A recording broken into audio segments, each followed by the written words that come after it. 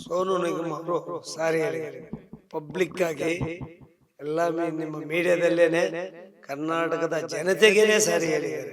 ನಾನು ಆ ಥರ ಮಾಡಿರೋ ತಪ್ಪು ನನ್ನ ತಪ್ಪ, ಬಟ್ ಅವನು ಒಂದು ಇದೆ, ಎಲ್ಲದಕ್ಕೂ ಒಂದು ಅಫೆನ್ಸ್ಗೆ ಒಂದೊಂದು ರೀತಿಯ ಶಿಕ್ಷೆ ಇರುತ್ತೆ.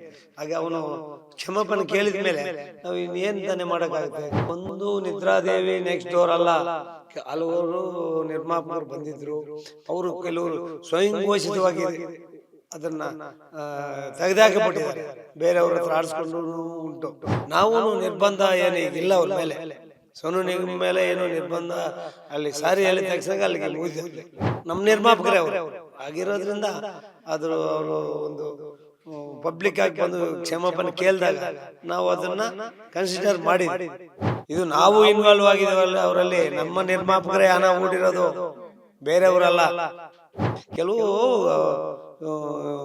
ಮಾಡಿರ್ತಾರಲ್ಲ ಅದಕ್ಕೆಲ್ಲ ಇಂಥದ್ದು ಶಿಕ್ಷೆ ಇಷ್ಟೇನೆ. ಅವರು ಮನ ನೊಂದ್ಕೊಂಡು ಪರಿವರ್ತನೆ ಆಗಿ ನಾವು ಮಾಡಿರೋ ತಪ್ಪು ಆಗ್ಬಾರ್ದಾಗಿತ್ತು, ಆಗೋಗ್ಬಿಡಿ.